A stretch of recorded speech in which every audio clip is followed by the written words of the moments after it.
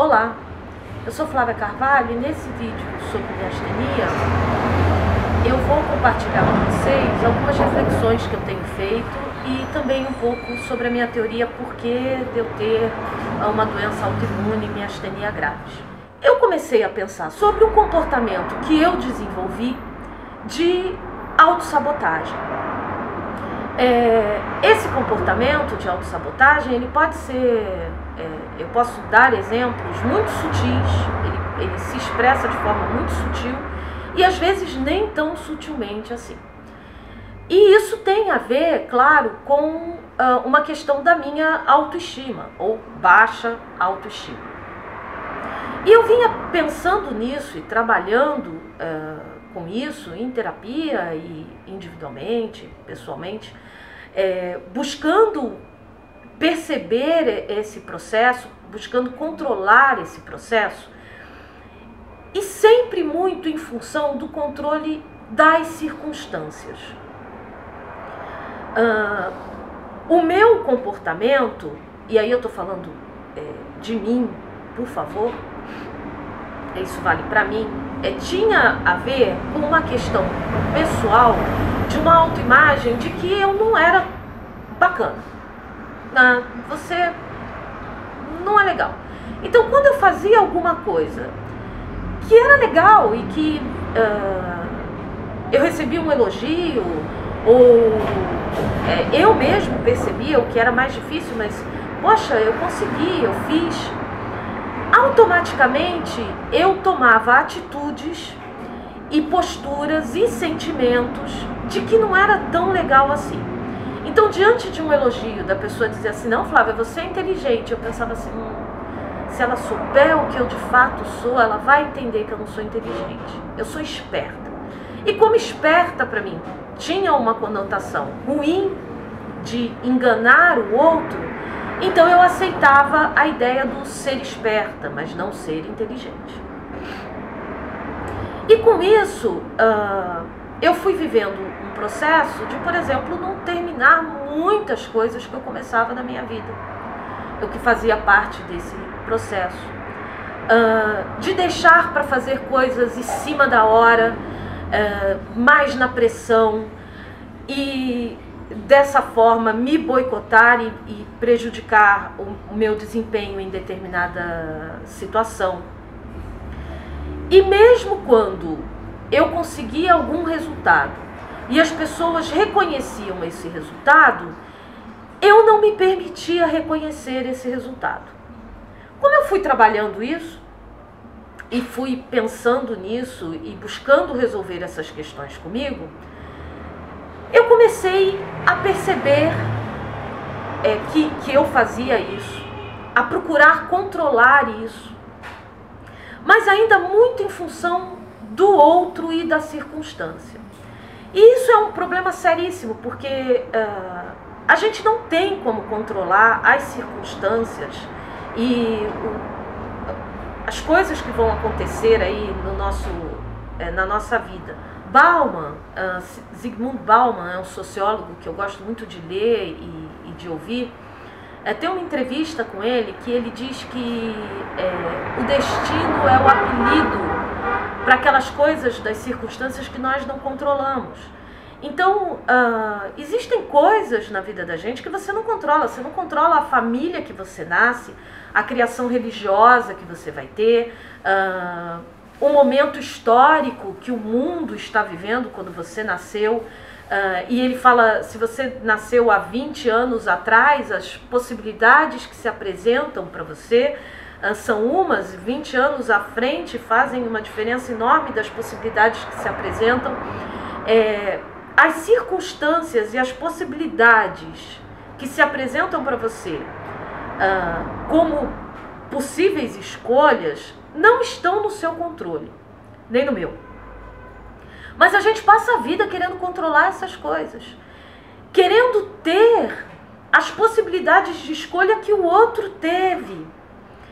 E com isso eu fui moldando esse comportamento meu e fui cada vez mais ficando insatisfeita com a pessoa que eu era.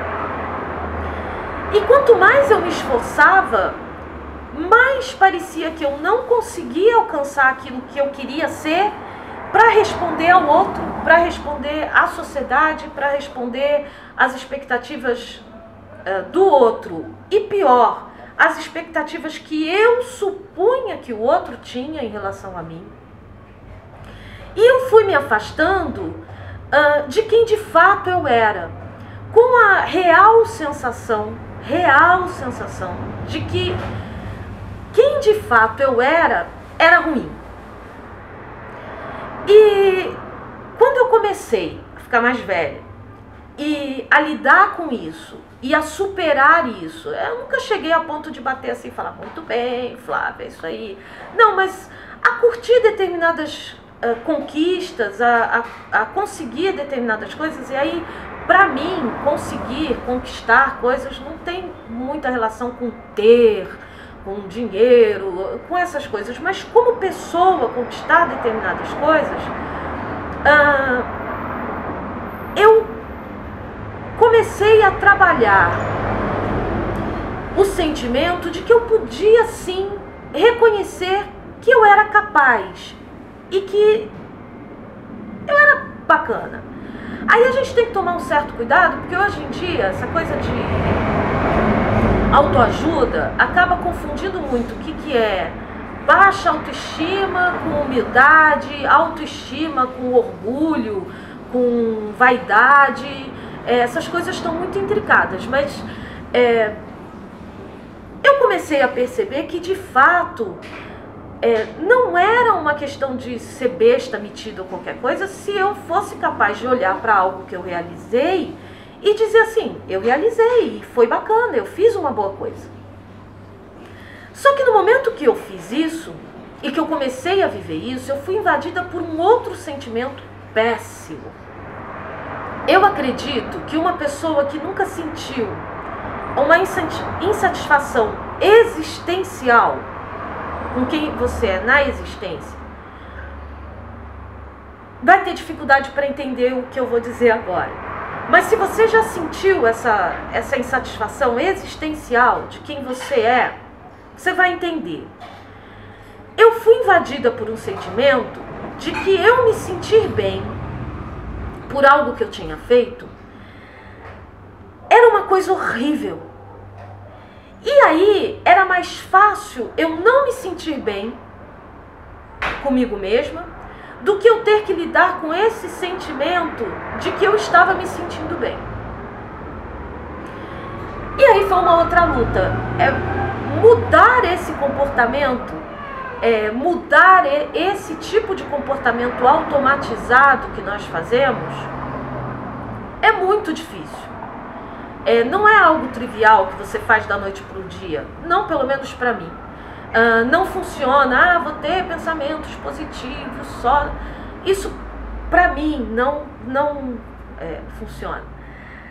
Foi um trabalho longo e árduo de reflexão e de procura e de busca de entender que caminho eu precisava tomar para me sentir bem e me sentir bem por me sentir bem comigo. E isso começou primeiro quando eu abandonei completamente a expectativa e a ideia de controlar circunstâncias, de controlar o outro.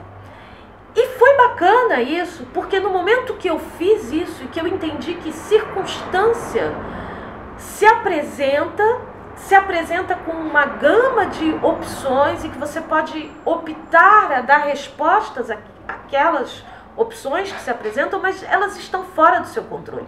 E se está fora do seu controle, o que adianta você se angustiar ou se torturar por elas? Eu abandonei isso. E quando eu fiz isso, eu ganhei uma coisa super bacana, que eu deixei de permitir que o outro me atingisse. O comportamento do outro, a escolha do outro, o estímulo que o outro me dá, não determina a minha ação. E aí eu comecei a perceber uma mudança bem legal, Porque eu percebi que antes eu reagia. E eu era uma pessoa, ainda sou em muitos momentos, estou aprendendo, de ter reações. E reações que não me agradam às circunstâncias. E quando eu abandonei isso, e consegui entender e perceber de fato que isso está fora do meu controle, mas que não é isso que determina como eu me sinto, então quando eu me voltei para Flávia, como indivíduo, como espécie humana, eu percebi que eu passei a ter ações sobre a circunstância e não apenas reações. Eu vinha nesse processo quando eu fiquei doente. E para mim, e aí eu quero deixar claro, eu estou falando de mim, Flávia, é a leitura que eu faço de mim, portanto é a minha verdade. E não significa que eu acho que todas as pessoas que têm uma doença autoimune ou que têm miastenia passam por esse processo. Estou apenas compartilhando com vocês a minha teoria sobre mim. Para mim, ter miastenia foi uma tentativa de autossabotagem violenta.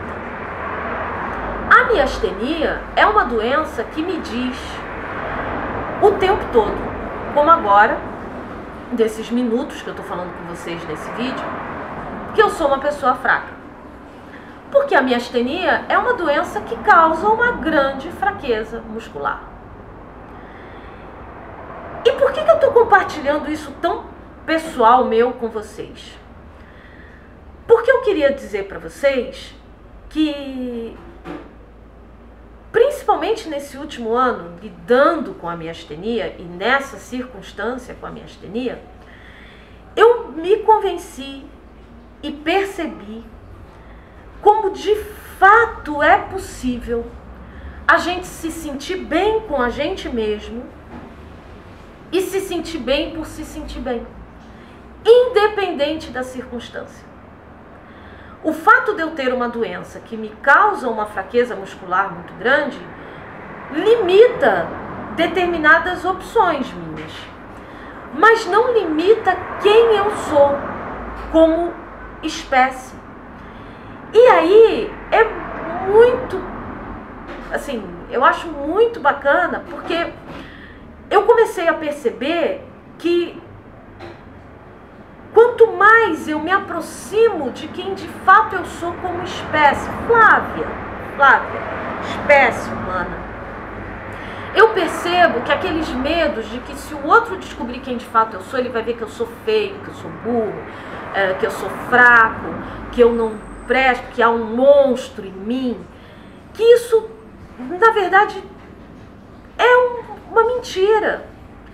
Que o que nós somos de fato como espécie, e quando a gente tem coragem de se aproximar do que de fato a gente começa a descobrir que a gente vale a pena. E era isso que eu queria dizer para vocês, assim. É possível, independente da circunstância que você está vivendo. E se você quer falar de circunstância, eu vou falar de circunstância com você. E assim, eu estou há mais de um ano não, mas há quase um ano afastada do trabalho.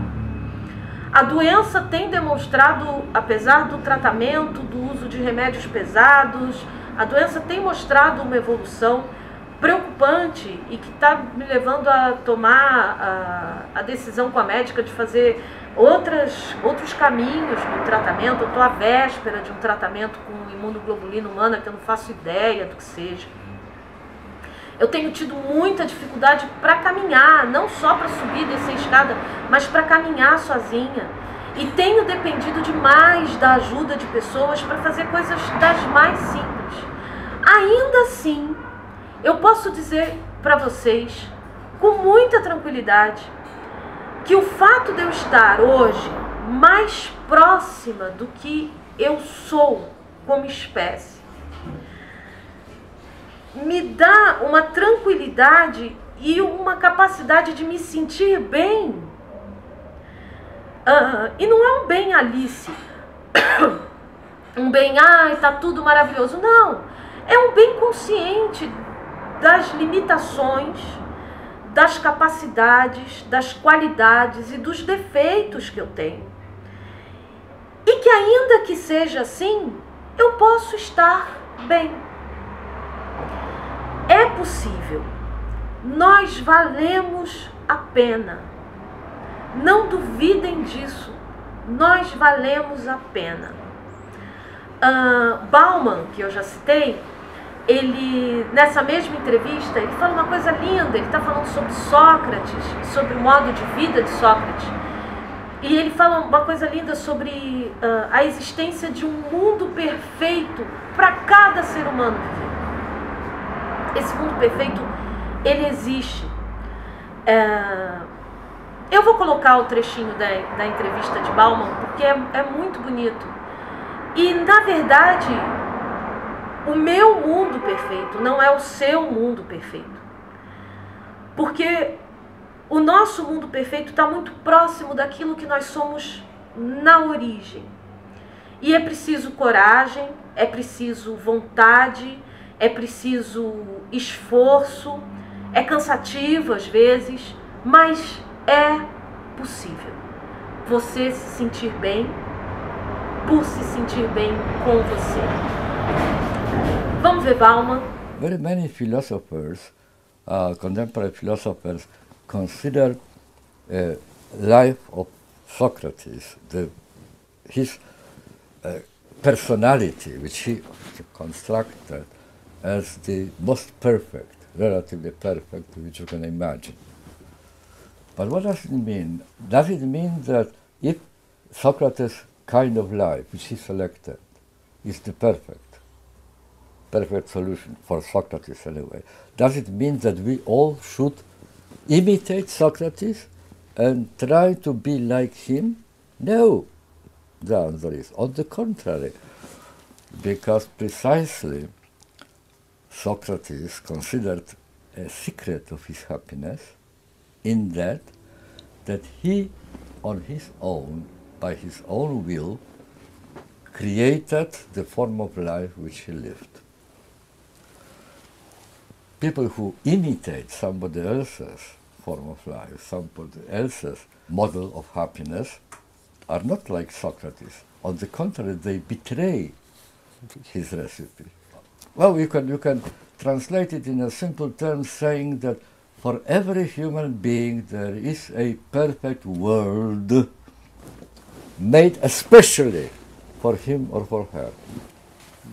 The only trouble is that most people look for this world in the wrong places. Eu deixo aqui um abraço, obrigado por ter assistido e até o próximo vídeo.